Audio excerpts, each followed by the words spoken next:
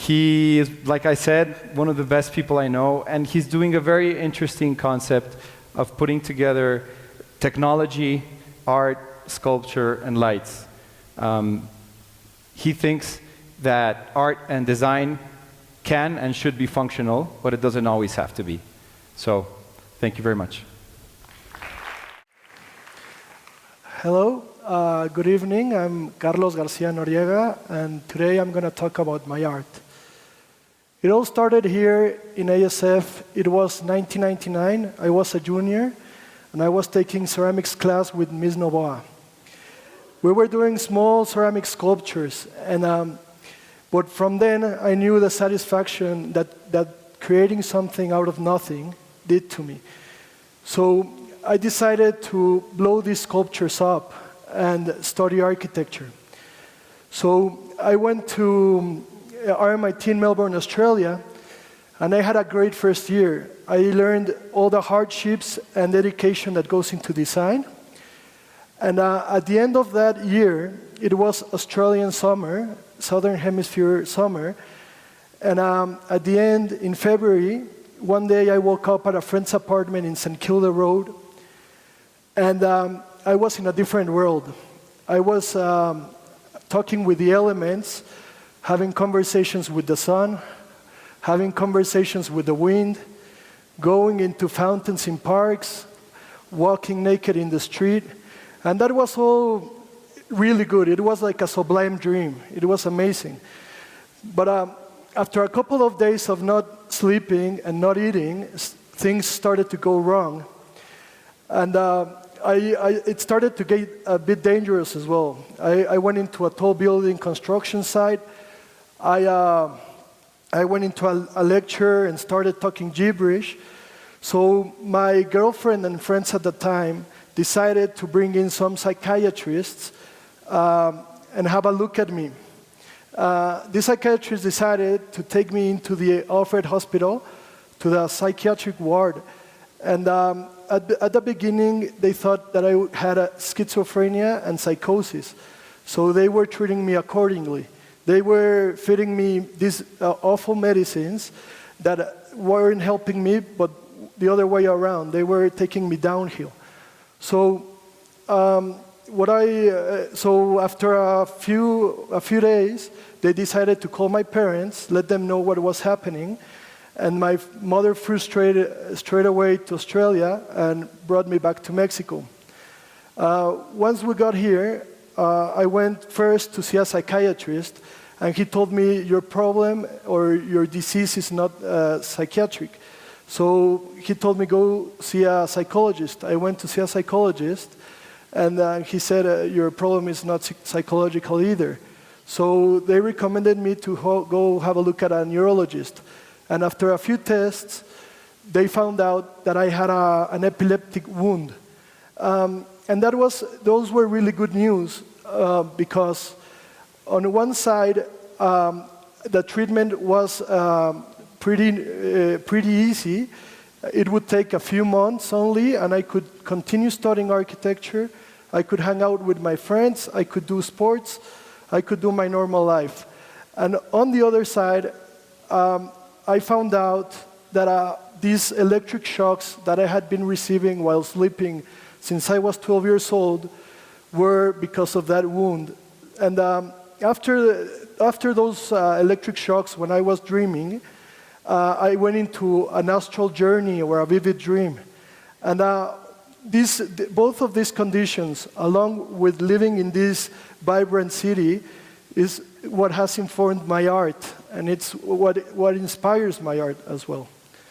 So after that episode, 10 years went by, and I finished my bachelor's degree, got a straight pass to a master's in architecture in RMIT, and I started working in architecture, came back to Mexico, and did non-stop projects. And actually, everything else was going really well. So in 2014, 10 years after the episode, I decided to do my first sculpture series. And it was small wooden sculptures, each representing 1 year, and then a 2-meter timeline. And after a few weeks that I had done my first series, I met Mariano Montaño, who has a multimedia collective called Cuarzo.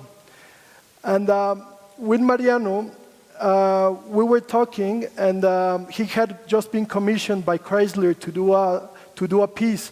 So he said, why don't you design a sculpture, a monumental sculpture, 6-meter tall steel sculpture, and we put sensors into it, touch sensors, and also let's map the piece and make something interactive with the user.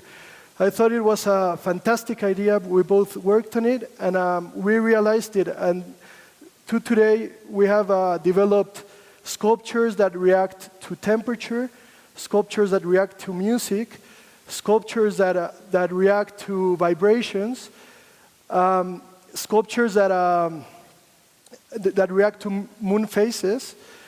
So it's been a really interesting journey, and that's the direction I want to head in what art means for me. So a very ambitious project that I started working this year, along with an alumni of ASF as well, Jonathan Wenger. He's producing the piece. We're working on a multisensorial, multimedia pavilion. It comes well with the talk as well, because it's a self-sustainable piece. It's powered with solar panels. It's got vegetation from the site, and it acts as a refuge for its users. We're working as well with with a composer, and he's doing all the sonoric design of the piece. So this piece, if it's very warm, if it's a nice day, the piece will open, and it's going to be a contemplative piece. But if it's a cold day, it will close. On the inside, the piece is meant to also become an amphitheater, and on the places where it travels, it'll be able to house also a cultural program.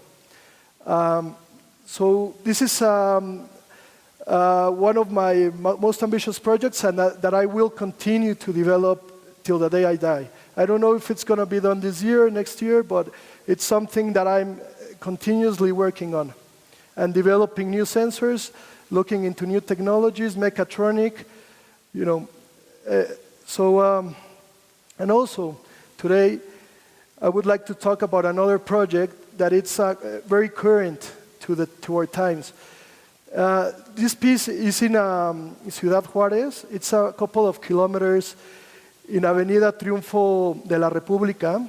It's the main street in Ciudad Juárez, and it's a monumental sculpture that it's a positive piece in that it talks about being a gateway of communication, of collaboration with our neighbors. So with this piece, I'm not trying to be aggressive or anything. The other way around, I'm trying to talk to the United States. We're going to film it. We're going to try to make it a conversation piece, and hopefully bring Juárez positive side around. Because as you all know, it was one of the most violent cities a few years ago, and now, they're trying to change that around. I've met a lot of amazing people from Juárez who are really looking forward, who are forward thinking, and let's put the past behind, let's not forget what happened. And this is also the piece. The piece is also a piece that makes remembrance to all that violence, but that looks forward to the future. It's projecting its energy towards a brighter future.